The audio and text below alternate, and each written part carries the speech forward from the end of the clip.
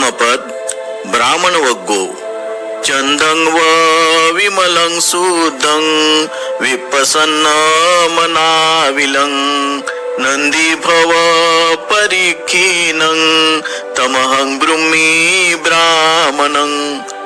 जो चंद्राप्रमाणे विमल, शुद्ध, प्रसन्न व स्वच्छ आहे, ज्याच्या सर्व जन्मांची तृष्णा नष्ट झाली आहे, त्याला मी ब्राह्मण म्हणतो।